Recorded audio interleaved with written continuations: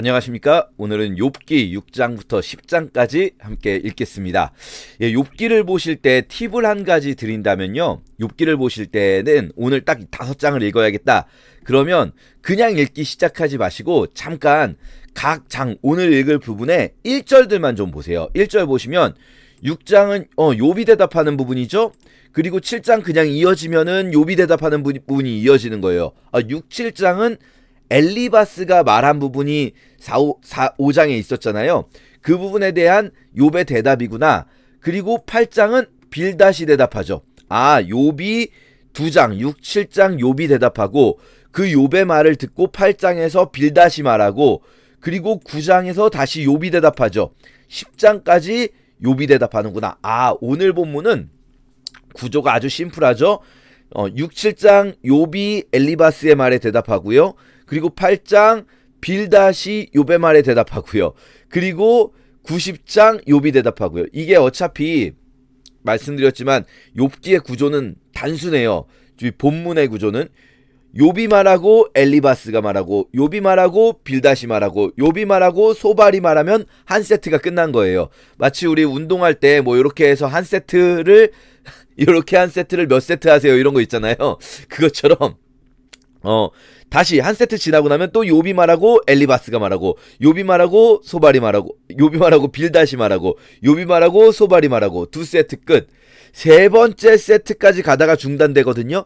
그렇게 이 전체 구조 속에서 지금 첫 번째 세트에 욥이 말하고 소발이 말하고 욥이 말하는 부분이 오늘 본문이구나 라는 걸 알 수가 있어요. 그래서 이렇게 먼저 각 장별로 누가 말하는지를 먼저 보시고 읽으시면 훨씬 더 읽기가 수월하겠고요. 또 한 가지 좀 볼 수 있는 것이 보세요. 친구들은 한 장 말하는데 욥은 2장 말하죠. 물론 가다 보면은 조금씩 달라집니다. 욥이 더 길게 말할 때도 있고 친구가 2장 말할 때도 있긴 하지만 대체로 보면은 친구는 짧게 말하고 욥은 길게 말해요. 왜냐? 욥이 힘든 사람이잖아요. 친구들은 사실은 내가 어지간하면 들어주려고 하는데 하면서 말하는 거거든요. 그러니까 욥이 더 길게 말합니다.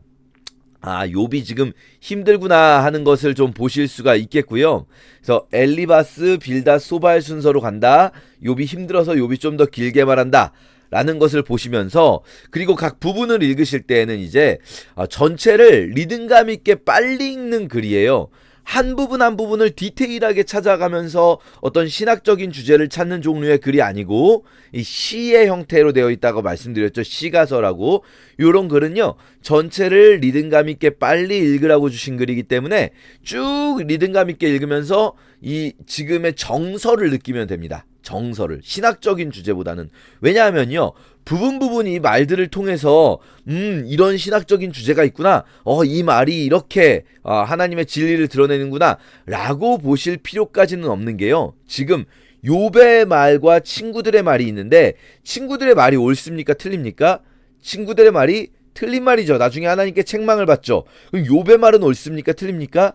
욥의 말도 틀립니다. 하나님께 둘 다 혼나요. 그러니까 친구들의 말이든 욥의 말이든 어차피 이들이 부분적으로 진리가 담겨있는 것 같아 보이는 말을 할 수는 있을지언정 다 이 문맥적으로 틀린 말들이다. 그렇기 때문에 지금 정서와 흐름을 느끼시면서 리듬감 있게 읽는 그렇게 리듬감을 가지고 이 흐름을 쭉 따라가는 종류의 글이지 이것이 하나하나 막 꼼꼼하게 디테일하게 살펴보는 종류의 글이 아니다 라는 것을 말씀드립니다. 그래서 쭉 한번 읽어보겠습니다. 욥기는 설명 길게 하지 않겠습니다. 왜냐하면 전체 주제는 어차피 계속 반복되거든요. 그래서 이 전체 주제에 대해서는 부분 조금씩만 말씀드리면서 이 흐름을 그냥 쭉 읽어나가도록 하겠습니다.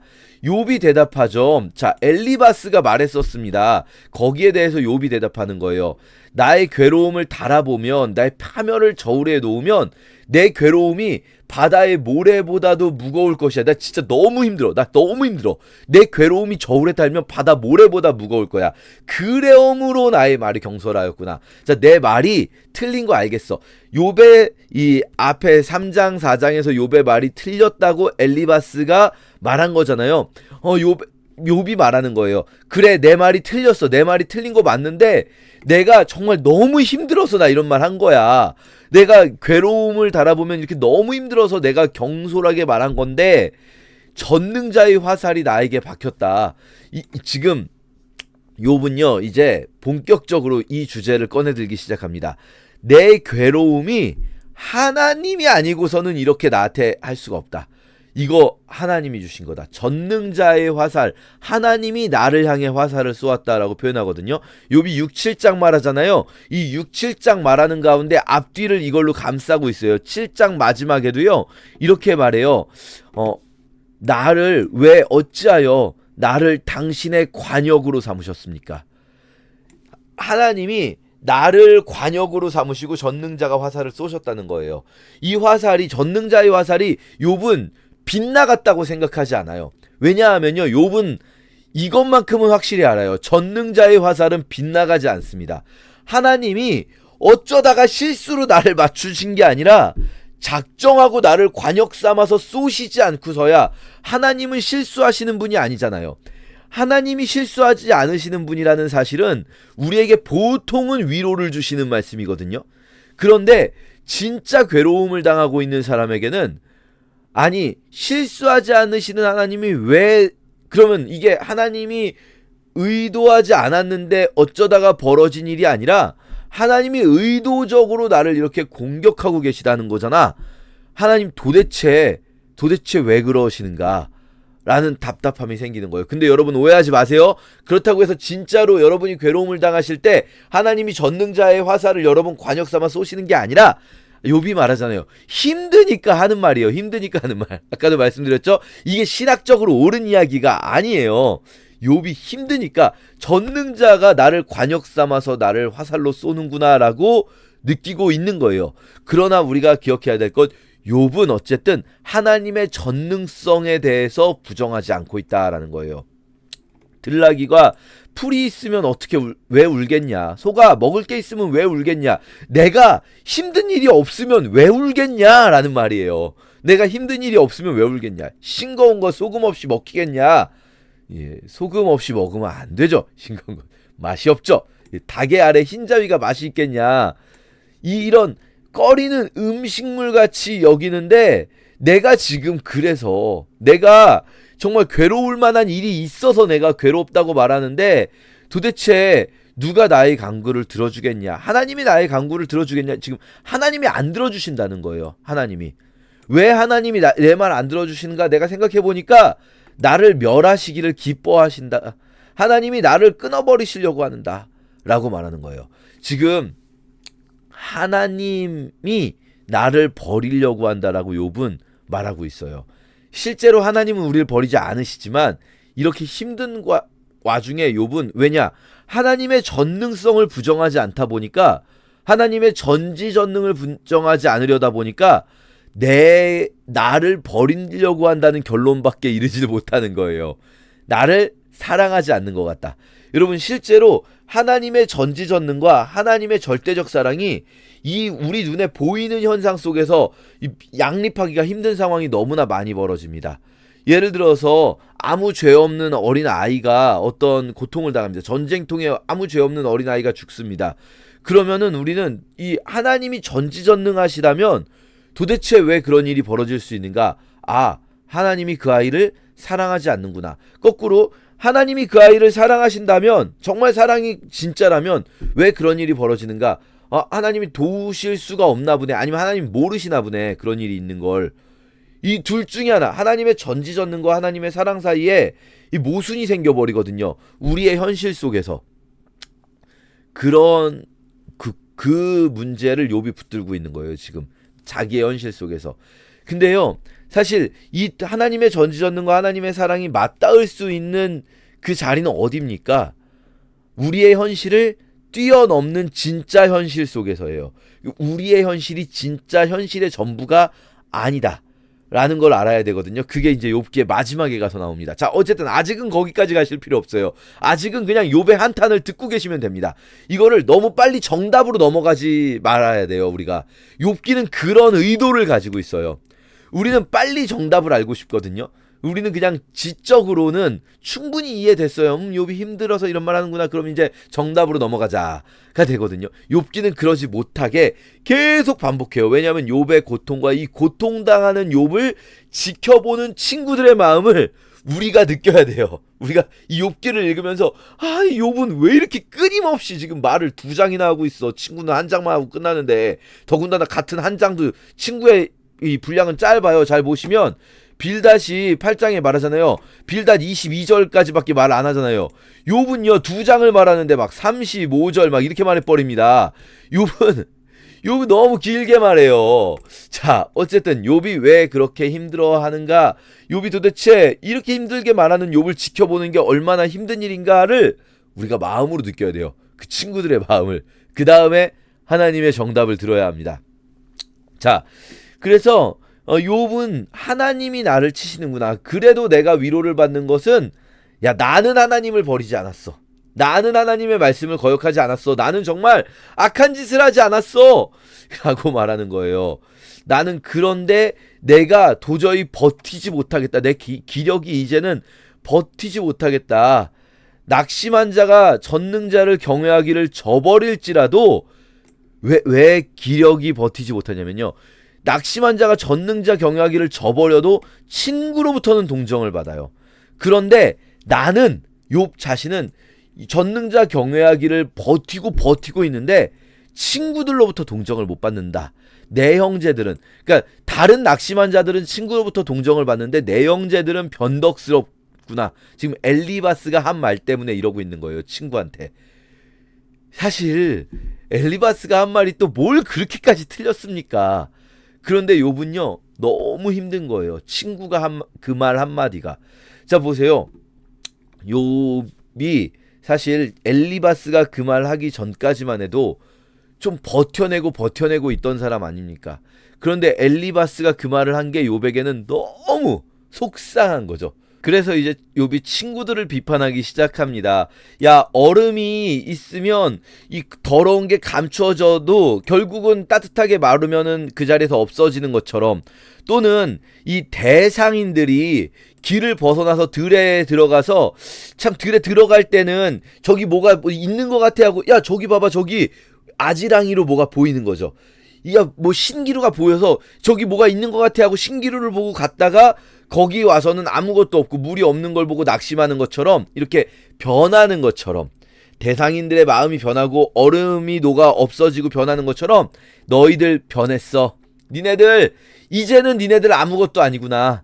두려운 일을 본즉 겁내는구나. 내가 이렇게 당한 걸 보니까 뭔가 니네들은 하나님 앞에 바로 서고 싶어서, 내가 이렇게 당한 걸 보니까 나랑 같이 멸망하지 않고 싶어서 니네들 겁내는구나. 내가 언제 니네한테 뭐 달라고 말했니? 친구들한테 계속 말하는 거예요. 야, 나를 위해서 재물 달라고 말했니?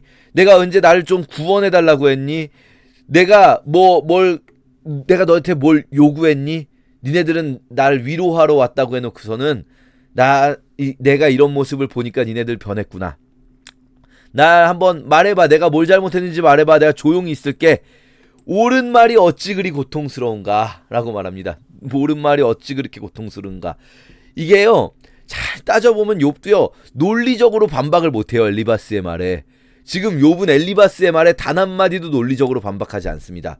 논리적인 반박이 아니라 네 옳은 말이 왜 이렇게 나한테는 아프냐 라고 하면서 말하는 거예요. 도대체 뭘 책망하고 있는 거냐. 너희는 꾸짖을 생각을 하지만 실망한 자는 바람에 날아가 버린다. 말이 바람에 날아가 버린다는 거예요. 자, 이런 겁니다. 옳은 말이 항상 옳을까요, 여러분? 정말 이거 기억하셔야 돼요. 옳은 말이 항상 옳을까요? 진리는 고정되어 있을까요? 이 사람이 아무리 힘들어도 그냥 이게 옳기 때문에, 야, 성경에 이렇게 나왔잖아, 그러면서 말하면 되는 걸까요? 여러분, 책 한 권 읽은 사람이 제일 무섭다고요? 성경 한 부분에 나온 거 가지고 따지는 사람이 제일 무서워요. 왜냐하면요, 성경은 많은 부분에서 다른 말씀들도 있거든요. 그냥 자기는 요거 봤으니까, 자기가 아는 진리니까 이거 옳은 말이다 하고 하는 게요, 옳지 않습니다. 그건 진리가 아니에요. 왜냐하면요, 여러분, 잘 기억하셔야 돼요. 진리는 우리가 읽은 그 한마디 텍스트가 진리가 아니고요. 진리는 하나님의 마음이 진리입니다. 하나님이 진리이십니다. 그러면요, 지금 하나님이 이 사람에게 하려는 말씀이 진리인, 이 사람에게 진리가 되는 거지, 그냥 아무거나 막 갖다가 그냥 붙인다고 해서 진리가 되지 않아요. 바울이 로마 교회를 향해서는 베베라는 여성 사역자를 이 지도자로 보냅니다. 그런데 똑같은 바울이 에베소 교회를 향해서는 여자는 교회에서 가르치는 걸 허락하지 않겠다라고 말합니다. 고린도 교회를 향해서는 여자들은 말하고 싶은 게 있어도 참고 집에 가서 남편한테 말해라고까지 말합니다. 다르게 말하잖아요. 왜요? 수신자의 상황이 다르기 때문입니다. 듣는 사람, 상대방이 다르기 때문에 그 각 상대방마다 하나님이 하시고자 하는 말씀이 다르단 말이에요.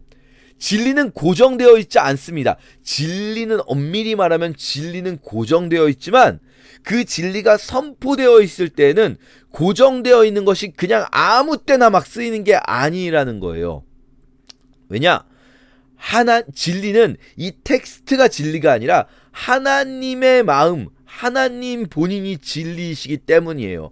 그래서 하나님이 지금 이 사람에게 무슨 말씀을 하시고자 하는가, 하나님이 지금 이 상황에서는 무슨 말씀을 하시고자 하는가가 진리이지, 그냥 자기가 성경을 어디서 봤다고 그냥 그걸 아무데나 여기서 써먹고 저기서 써먹고 다 맞다고 하는 게 진리가 아닙니다. 이건 좋은 말이든 나쁜 말이든 마찬가지예요. 예레미야가 너는 내게 부르짖으라 33장에서 말씀하십니다. 너는 내게 부르짖으라 내가 내게 응답하겠고 크고 비밀한 일을 내게 보이리라. 그럼 그거 아무 때나 다 맞습니까? 아니에요. 그 앞에에서 27장에서는 너는 기도하지 말아라. 내가 듣지 않겠다라고 말씀하세요. 수신자의 상황이 바뀌었기 때문입니다. 이스라엘 백성들이 교만해 있는 상황에서는요, 기도하지 말아라. 너는 예레미야에게도 말씀하세요. 예레미야에게도 너는 기도하지 말아라. 기도도 하지 말아라. 내가 듣지 않겠다. 그런데 이들이 그 교만이 무너졌을 때 하시는 말씀이 너는 내게 부르짖으라인 거예요. 이 사람의 상황 아무것도 신경 쓰지 않고 그냥 성경 구절 하나 읽었다고 그걸로 막 이 사람을 공격하거나, 혹은 거꾸로 이 사람이 지금 막 좋은 말씀 들어야 될 타이밍이 아니라 때로는 또 책망을 받아야 될 때도 있어요. 막 교만해 있을 때. 그런데 그 사람에게 또 막 좋은 말씀 들려주는 게, 성경 한 구절 아무데나 적용하는 게 그게 진리를 선포하는 게 아니라는 겁니다.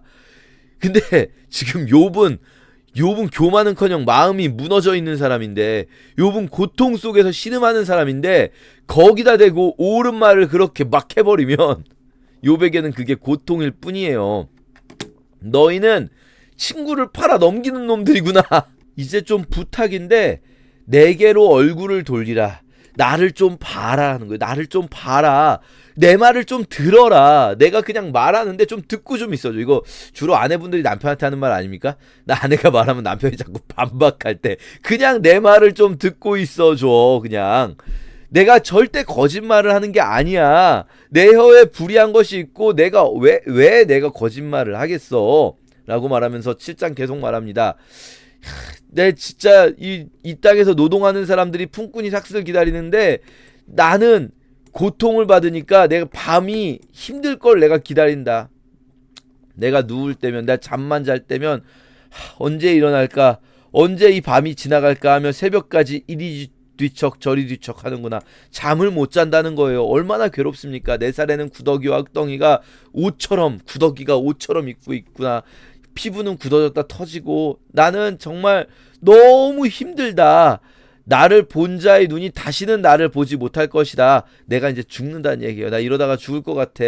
니네들 이번에 떠나면 나 다시는 못 볼 거야. 주의 눈이 향하실지라도 나를 볼 수가 없을 거다 라고 말하면서, 그래서 내가 너무 힘들어서 내 입을 금하지 않을 거야. 나 그냥 하고 싶은 말 다 할 거야. 나 죽겠어 이제. 내 영혼의 아픔 때문에 말하며 내 마음의 괴로움 때문에 불평한다. 자 보세요. 욥이 스스로 말합니다. 불평한다. 불평. 어떤 분들은요 그래요. 욥은 끝까지 불평불만하지 않았어. 욥은 그 고통 속에서도 불평불만하지 않았어. 욥기를 2장까지만 읽으신 겁니다.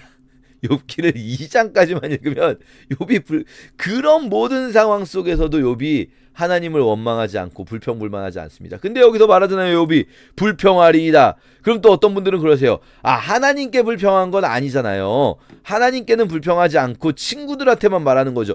지금 욥이 하나님께 말하고 계세요. 주의 눈이 나를 향하실지라도 있지 않습니다. 욥은 오히려 친구들하고 싸우려고 하지 않습니다. 욥은 하나님하고 싸우고 싶어요. 친구들하고 싸우지 않고. 왜요? 욥은 이 문제의 원인이 누구로부터 왔는지를 너무 명확하게 알고 있어요. 주께서 어찌하여 나를 이렇게 만드십니까? 여기 지키시나이까라는 게 나를 지켜준다는 말이 아니고 나를 지켜보면서 이 괴물을 공격하듯이 나를 지켜본다는 거예요. 주께서 나를 두렵게 합니다. 차라리 내가 그냥 숨이 막혀서 죽고 싶습니다. 내가 죽는 것을 택합니다. 내가 생명을 싫어하고 살기를 원하지 않으니 나를 놓으소서. 주님, 그냥 나를 왜 순간순간마다 이렇게 혼내키시고 단련하십니까? 차라리 그냥 나를 놓으시고 내게서 눈을 돌이켜서 주님 나를 그냥 죽게 놔두세요. 사람을 감찰하시는 분, 지켜보시는 분, 내가 범죄했을 수 있죠. 내가 죄를 지었을 수 있죠. 근데 그게 주님께 얼마나 큰 잘못입니까? 그게 그렇다고 나를 관역으로 삼으셔가지고 화살을 쏘십니까? 라고 말을 하는 거예요. 욥은 하나님이 나에게 화살을 쏘고 있다. 전능자가 아니고서는 이런 일이 일어나지 않을 거다. 그렇기 때문에 하나님과 이야기하고 싶습니다. 하나님하고요. 친구들하고 막 친구들한테 불평불만하는 게 아니라 하나님한테 불평불만합니다. 나중에 나옵니다. 원망한다. 자기 입으로 말해요. 원망한다. 여러분, 욥은 지혜자는 참된 여호와를 경외하는 자는 어떤 상황 속에서도 하나님께 불평불만하지 않는다? 하나님 원망하지 않는다? 아니에요. 오히려 욥은 하나님을 원망하고 하나님께 불평불만합니다. 왜냐?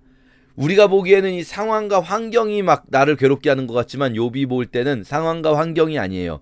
그 상황과 환경은 다 하나님의 주권 속에 있는 거거든요. 자, 8장 빌닷이 대답합니다. 빌닷은요, 듣고 있다가 야, 네가 언제까지 이렇게 말하겠냐.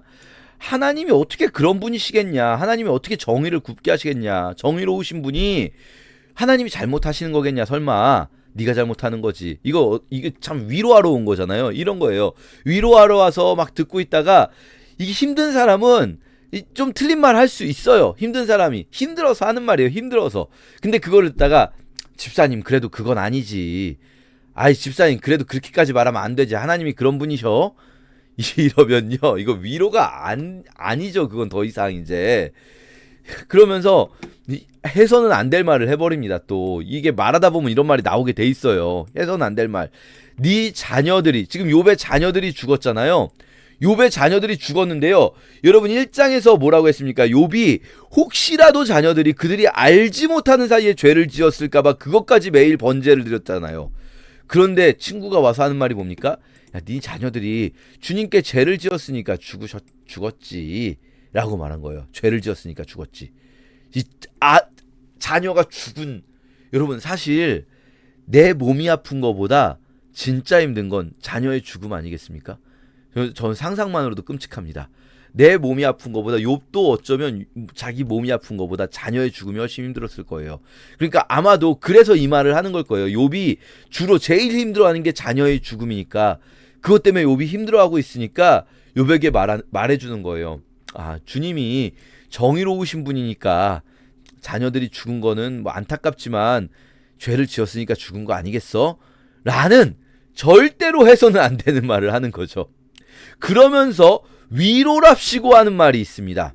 위로랍시고 하는 말이 자녀들은 죄 때문에 죽었지만 너는 아직 살아있으니까 살아있는 동안에 하나님을 찾고 청결하고 정직하면 돌이키실 거야. 회개하면.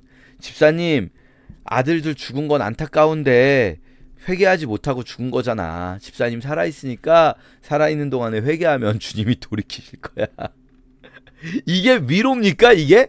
그러면서 하는 말이 네 시작은 미아야 거였으나 내 나중은 심히 창대하리라. 이거요. 이 말만 딱 자르면 그냥 좋은 말 같죠. 시작은 미약하였으나 나중은 창대하리라. 물론 좋은 말입니다. 요거 부분만 자르면. 그러니까 친구들의 말이요, 여러분 부분 잘라보면요, 엘리바스의 말도 그렇고 지금 이 말도 부분만 자르면 맞는 말이에요. 다. 만일 내가 하나님을 찾으며 전능한 이에게 간구하고 청결하며 정직하면 반드시 너를 돌보시고 의로운 처소를 평안하게 하실 것이라. 요거만 잘라서, 앞뒤 문맥 없이 요거만 딱 잘라서 보세요. 하나님을 찾고 간구하면, 청결하고 정직하면 반드시 너를 돌보시고 의로운 처소를 평안하게 하실 것이다. 되게 좋은 말씀이에요. 막 축복의 말씀이에요. 그런데 지금 이 맥락에서는 맞지 않는 말을 하고 있는 거잖아요. 요거를 잘라가지고 우리가 좀 그렇습니다. 자, 청하건대 너는 옛 시대 사람에게 물어라. 자, 이제부터 이제 빌닷은 어떤 얘기를 하냐면요, 욥이 엘리바스가 한 말을 반박하니까 하나님이 이 죄 있는 자에게 징계하신다는 거죠. 그걸 반박하니까 그게 다시 옳다는 말을 하려고, 야, 이게 지금 우리가 하는 말이 아니라 오랫동안 해온 말이야. 옛 시대 사람들, 조상들이 터득한 거야. 우리는 어제부터 있었을 뿐이잖아. 우리는 그냥 우리가 살아온 날은 짧어. 하지만 오랜 시간 이 선조들의 지혜가 담긴 말들을 생각해봐. 왕골이라는 게 이제 늪지대에서 자라는 풀이거든요. 그러니까 왕골이 뻘이 아닌 데서 크게 자라겠냐? 갈대가 물 없는 데서 크게 자랄 수가 있겠어? 그럴 수가 없잖아. 인과응보란 말이지. 다 이게 이유가 있어야 가능한 일들이야. 그런데 좋은 짐벌이나 물이 없으면 크게 자라지 못하고 일찍 말라 죽는 것처럼, 하나님을 경외하는 마음, 하나님을 생각하는 마음이 없으면 다 일찍 무너지게 돼 있단 말이야. 너 왜 이렇게 무너졌겠어? 네가 이렇게 지금 이렇게 무너진 이유가 뭐겠어? 지금 물이 없는 갈대 같은 거라니까. 하나님을 잊어버려서 그런 거야. 다시 하나님께로 돌아와야 돼 라고 말하는 거예요. 그러니까 이제 죄가 꼭 아니더라도 어떤 종류의 죄를 지었을 수 있는가? 하나님을 잊어버린 죄. 근데 이게 사실 욥 아니잖아요. 욥 이런 이유가 아닌 걸 우리는 알잖아요. 그러나 이 친구는 그렇게 생각을 하는 거죠. 그러면서 막 욥을 갑자기 책망하다가 마지막에 위로합니다. 하나님이, 네가 하나님께 돌아가면 반드시 웃음을 네 입에 채워주실 거야. 너를 미워하는 자 부끄러움 당할 거야. 그러니까 돌이켜. 이게 돌이키렴? 이라고 위로하면서 권면하는 말이에요. 근데 이 말이 상처죠. 오히려 상처예요, 여러분. 사람이 눈치가 있어야 됩니다. 눈치. 사람이 눈치와 센스가 있어야 되는데요, 눈치, 센스라는 말은요, 다르게 표현하면 배려라고도 표현할 수 있는 거예요. 배려. 상대방 입장에서 생각해보면요, 눈치가 생깁니다. 상대방 입장에서 생각하면 센스가 생깁니다. 이 사람이 지금 어떤 마음일까? 내가 이런 말을 하면 상대방이 어떤 느낌일까? 내가 하고 싶은 말을 막 하는 거, 그게 센스가 없는 사람의 특징이 뭔지 아십니까? 내가 하는 말을 막 하는 거예요. 상대방이 어떻게 느끼는지도 모르고. 왜냐? 상대방이 어떻게 느끼는지를 신경 쓰질 않아서 그래요.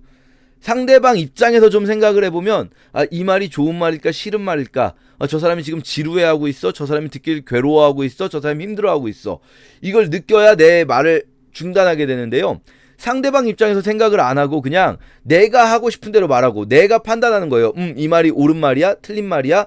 내가 이런 말 정도는 할 수 있어? 이 말 내가 할 수는 없어? 내 입장에서 판단하는 사람이 이제 센스가 없고 눈치가 없는 사람, 배려가 없는 사람인 거죠. 지금 욥의 친구들이 바로 자기들은 지혜자라고 말하지만 센스와 눈치와 배려가 없는 말들을 하고 있습니다. 자, 그래서 욥이 또 말합니다. 야, 정말 그래, 나도 그 말이 맞는 걸 알아. 인생이 어떻게 하나님 앞에서, 인간이 어떻게 하나님 앞에서 의로울 수가 있겠어. 사람이 하나님께 변론하길 좋아해도 하나님께 대답할 수 없을 거야. 하나님은 엄청난 분이시니까 그가 진노하시면 엄청난 일이 일어나는데 우리가 어떻게 인간이 감히 그럴 수가 있겠어. 하물며 내가 감히 뭐 하나님께 무슨 말을 하겠어. 내가 하나님께 무슨 말을 하겠어. 내가 의로울지라도 그냥 나는 할 말이 없는데 라고 말하지만 사실 이 부분은 말 안 하겠다는 표현이 아니에요. 앞에서 이제 내가 감히 무슨 말을 하겠어 라고 말하지만 결국은 욥이 하고 싶은 말은 뭐냐면요, 그가 폭풍으로 나를 치셨다. 이유 없이 나를 힘들게 했고 나를 숨 쉬지 못하게 하고 나의 괴로움을 채우시는데 그가 힘이 강하시고 심판으로 말하면 누가 말할 거야. 내가 의로울지라도 내가 잘못한 거지. 내가 나를 정죄할 거야. 그런데 주님이 그의 막대기를 떠나게 하시고 위험이 나를 두렵게 하지 아니하시면 내가 말 좀 해볼게. 이게 무슨 말입니까?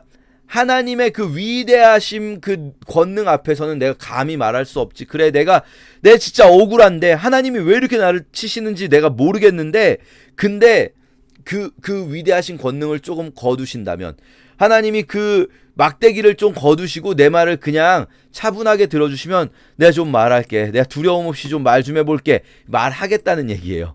그러면서 말합니다. 내 불평을 토로하고 괴로운 대로 말해볼게. 내가 하나님께 말할게. 나를 정죄하지 마시고 도대체 왜 이러는 건지 좀 알게 해주시죠, 주님. 여러분, 욥의 말이 옳은 말 아닙니다. 하나님이 욥을 치시는 거 아니에요, 여러분. 욥을 직접적으로 치는 존재는 누굽니까, 지금? 사단이죠, 사단. 다만 하나님의 허용하심 가운데 있죠. 하나님의 허용하심 가운데 있지만 하나님이 직접 치시는 게 아니에요. 하나님이 관용 만들어 놓고 화살 쏘는 게 아니에요. 하지만 욥은 힘드니까 이렇게 말을 하고 있는 거예요. 욥 입장에서는 이렇게 느껴진다는 얘기예요. 진짜 힘드신 분은 하나님이 나를 치신다 이렇게 말할 수 있어요. 근데 우리는 그 사람에게 가서 야고보서를 들먹이면서 야고보서에 하나님이 치신다고 말하지 마. 네 욕심이 그런 거야. 이렇게 말을 하면 안 되겠죠. 그런 말은 힘들기 전에 미리 예방주사로 줘야 되는 거지, 힘들어하고 있는 사람한테 그렇게 말하면 안 됩니다. 그래서 우리가 예방주사를 많이 맞아야 돼요. 하나님 말씀을 평소에 많이 배우고, 내가 진짜 힘들 때 그런 말씀이 내 안에서, 누가 나한테 막 나를 찌르듯이 말하는 게 아니라 내 안에서 살아날 수 있어야 되거든요. 근데 진짜 힘들어하고 있는데 그때 가서 하나님이 치신다고 하지 마. 하나님 그런 분 아니야. 집사님 그렇게 말하면 안 되지. 야고보서 봐봐. 성경에 그렇게 안 나왔잖아. 자기 욕심 때문이라고 다. 이렇게 말하면 안 되는 거라는 것 기억하시면 좋겠어요. 10장까지 욥이 계속해서 하나님께 정말 그 한탄을 하고 있는데요. 우리 함께 읽도록 하겠습니다. 제6장. 욥이 대답하여 이르되, 나의 괴로움을 달아보며 나의 파멸을 저울 위에 모두 놓을 수 있다면 바다의 모래보다도 무거울 것이라. 그러므로 나의 말이 경솔하였구나. 전능자의 화살이 내게 박힘에 나의 영이 그 독을 마셨나니 하나님의 두려움이 나를 엄습하여 치는구나. 들나귀가 풀이 있으면 어찌 울겠으며 소가 꼴이 있으면 어찌 울겠느냐. 싱거운 것이 소금 없이 먹히겠느냐. 달게 알 흰자위가 마시겠느냐. 내 마음이 이런 것을 만지기도 싫어하나니 꺼리는 음식물같이 여김이니라. 나의 간구를 누가 들어줄 것이며 나의 소원을 하나님이 허락하시랴. 이는 곧 나를 멸하시기를 기뻐하사 하나님이 그의 손을 들어 나를 끊어버리실 것이라. 그러할지라도 내가 오히려 위로를 받고 그칠 줄 모르는 고통 가운데서도 기뻐하는 것은 내가 거룩하신 이의 말씀을 거역하지 아니하였습니다. 내가 무슨 기력이 있기에 기다리겠느냐. 내 마지막이 어떠하겠기에 그저 참겠느냐. 나의 기력이 어찌 돌의 기력이겠느냐. 나의 살이 어찌 노쇠겠느냐. 나의 도움이 내 속에 없지 아니하냐. 나의 능력이 내게서 쫓겨나지 아니하였느냐. 낙심한 자가 비록 전능자를 경외하기를 저버릴지라도 그의 친구로부터 동정을 받느니라. 내 형제들은 개울과 같이 변덕스럽고 그들은 개울의 물살같이 지나가노나 얼음이 녹으면 물이 검어지며 눈이 그 속에 감추어질지라도 따뜻하면 마르고 더우면 그 자리에서 아주 없어지나니 대상들은 그들의 길을 벗어나서 삭막한 들에 들어가 멸망하느니라. 대마의 떼들이 그것을 바라보고 스바의 행인들도 그것을 사모하다가 거기 와서는 바라던 것을 부끄러워하고 낙심하느니라. 이제 너희는 아무것도 아니로구나. 너희가 두려운 일을 본즉 겁내는구나. 내가 언제 너에게 무엇을 달라고 말했더냐? 나를 위하여 너희 재물을 선물로 달라고 하더냐? 내가 언제 말하길 원수의 손에서 나를 구원하라 하더냐? 폭군의 손에서 나를 구원하라 하더냐? 내게 가르쳐서 나의 허물된 것을 깨닫게 하라. 내가 잠잠하리라. 옳은 말이 어찌 그리 고통스러운고 너희의 책망은 무엇을 책망함이냐? 너희가 남의 말을 꾸짖을 생각을 하나 실망한 자의 말은 바람에 날아가느니라. 너희는 고아를 제비 뽑으며 너희 친구를 팔아넘기는구나. 이제 원하건대 너희는 내게로 얼굴을 돌리라. 내가 너희를 대면하여 결코 거짓말하지 아니하리라. 너희는 돌이켜 행악자가 되지 말라. 아직도 나의 의가 건재하니 돌아오라. 내 혀에 어찌 불의한 것이 있으랴? 내 미각이 어찌 속임을 분간하지 못하랴?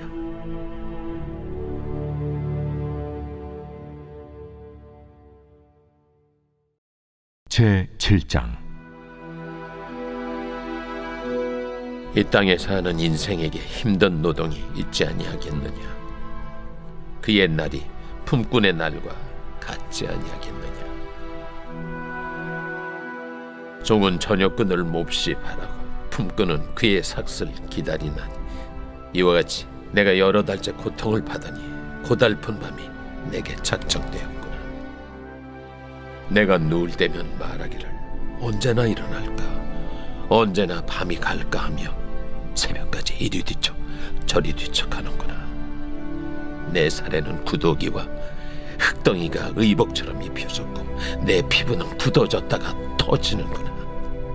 나의 날은 배틀의 북보다 빠르니 희망 없이 보내는구나. 내 생명이 한낱 바람 같음을 생각하옵소서. 나의 눈이 다시는 행복을 보지 못하리이다. 나를 본 자의 눈이 다시는 나를 보지 못할 것이고 주의 눈이 나를 향하실지라도 내가 잊지 아니하리이다. 구름이 사라져 없어짐 같이 서울로 내려가는 자는 다시 올라오지 못할 것이오니 그는 다시 자기 집으로 돌아가지 못하겠고 자기 처소도 다시 그를 알지 못하리다. 그런즉 내가 내 입을 금하지 아니하고 내 영혼의 아픔 때문에 말하며 내 마음의 괴로움 때문에 불평하리이다. 내가 바다니까 바다 괴물이니까 주께서 어찌하여 나를 지키시나이까? 혹시 내가 말하기를 내 잠자리가 나를 위로하고 내 침상이 내 수심을 풀리라 할 때에 주께서 꿈으로 나를 놀라게 하시고 환상으로 나를 두렵게 하시나이다. 이러므로 내 마음이 뼈를 깎는 고통을 겪느니 차라리 숨이 막히는 것과 죽는 것을 택하리이다. 내가 생명을 싫어하고 영원히 살기를 원하지 아니하오니 나를 놓으소서. 내 날은 헛것이니이다. 사람이 무엇이기에 주께서 그를 크게 만드사 그에게 마음을 두시고 아침마다 권증하시며 순간마다 단련하시나이까? 주께서 내게서 눈을 돌이키지 아니하시며 내가 침을 삼킬 동안도 나를 놓지 아니하시기를 어느 때까지 하시리까? 사람을 감찰하시는 이여, 내가 범죄하였던들 주께 무슨 해가 되오리까? 어찌하여 나를 당신의 관역으로 삼으셔서 내게 무거운 짐이 되게 하셨나이까? 주께서 어찌하여 내 허물을 사하여 주지 아니하시며 내 죄악을 제거하여 버리지 아니하시나이까? 내가 이제 흙에 누우리니 주께서 나를 애써 찾으실지라도 내가 남아있지 아니하리이다.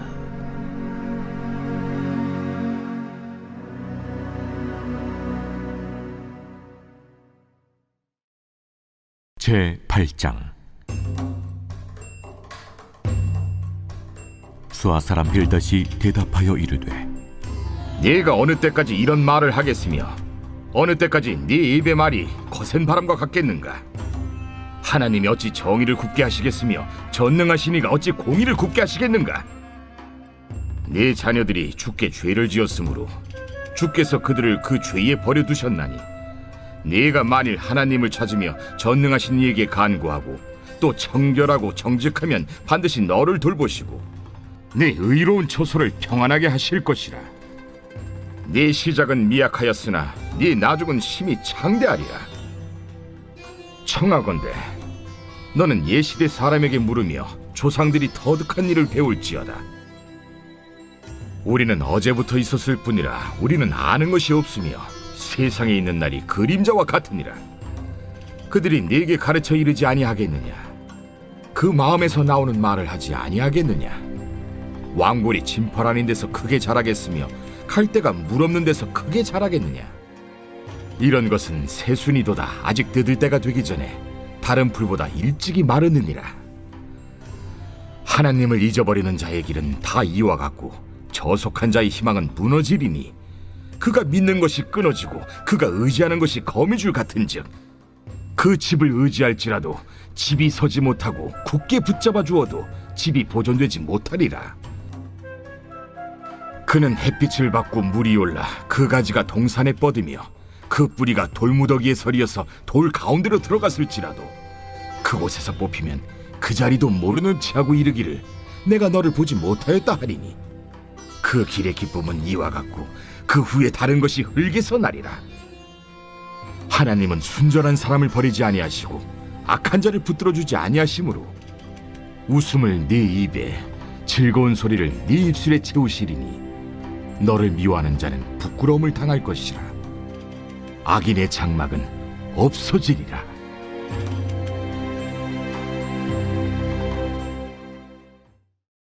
제9장. 욥이 대답하여 이르되 진실로 내가 이 일이 그런 줄을 알거니와 인생이 어찌 하나님 앞에 의로우랴. 사람이 하나님께 변론하기를 좋아할지라도 천마디 한마디도 대답하지 못하리라. 그는 마음이 지혜로우시고 힘이 강하시니 그를 거슬러 스스로 완악하게 행하고도 형통할 자가 누구이랴. 그가 진노하심으로 산을 무너뜨리시며 옮기실지라도 산이 깨닫지 못하며 그가 땅을 그 자리에서 움직이시니 그 기둥들이 흔들리도다. 그가 해를 명령하여 뜨지 못하게 하시며 별들을 가두시도다. 그가 홀로 하늘을 펴시며 바다 물결을 밟으시며 북두성과 삼성과 묘성과 남방의 밀실을 만드셨으며 측량할 수 없는 큰 일을 셀 수 없는 기이한 일을 행하시느니라. 그가 내 앞으로 지나시나 내가 보지 못하며 그가 내 앞에서 움직이시나 내가 깨닫지 못하느니라. 하나님이 빼앗으시면 누가 막을 수 있으며 무엇을 하시나이까 하고 누가 물을 수 있으랴. 하나님이 진노를 돌이키지 아니하시나니 라합을 돕는 자들이 그 밑에 굴복하겠거든. 하물며 내가 감히 대답하겠으며 그 앞에서 무슨 말을 택하랴. 가령 내가 의로울지라도 대답하지 못하겠고 나를 심판하실 그에게 간구할 뿐이며 가령 내가 그를 부름으로 그가 내게 대답하셨을지라도 내 음성을 들으셨다고는 내가 믿지 아니하리라. 그가 폭풍으로 나를 치시고 까닭없이 내 상처를 깊게 하시며 나를 숨쉬지 못하게 하시며 괴로움을 내게 채우시는구나. 힘으로 말하면 그가 강하시고 심판으로 말하면 누가 그를 소환하겠느냐. 가령 내가 의로울지라도 내 입이 나를 정죄하리니 가령 내가 온전할지라도 나를 정죄하시리라. 나는 온전하다마는 내가 나를 돌아보지 아니하고 내 생명을 천히 여기는구나. 일이 다 같은 것이라. 그러므로 나는 말하기를 하나님이 온전한 자나 악한 자나 멸망시키신다 하나니 갑자기 재난이 닥쳐 죽을지라도 무죄한 자의 절망도 그가 비웃으시리라. 세상이 악인의 손에 넘어갔고 재판관의 얼굴도 가려졌나니 그렇게 되게 한 이가 그가 아니시면 누구냐? 나의 날이 경주자보다 빨리 사라져버리니 복을 볼 수 없구나. 그 지나가는 것이 빠른 배 같고 먹이에 날아내리는 독수리와도 같구나. 가령 내가 말하기를 내 불평을 잊고 얼굴 빛을 고쳐 즐거운 모양을 하자 할지라도 내 모든 고통을 두려워하오니 주께서 나를 죄 없다고 여기지 않으실 줄을 아나이다. 내가 정죄하심을 당할진대 어찌 헛되이 수고하리이까. 내가 눈 녹은 물로 몸을 씻고 잿물로 손을 깨끗하게 할지라도 주께서 나를 개천에 빠지게 하시리니 내 옷이라도 나를 싫어하리이다. 하나님은 나처럼 사람이 아니신즉 내가 그에게 대답할 수 없으며 함께 들어가 재판을 할 수도 없고 우리 사이에 손을 얹을 판결자도 없구나. 주께서 그의 막대기를 내게서 떠나게 하시고 그의 위엄이 나를 두렵게 하지 아니하시기를 원하노라. 그리하시면 내가 두려움 없이 말하리라. 나는 본래 그렇게 할 수 있는 자가 아니니라.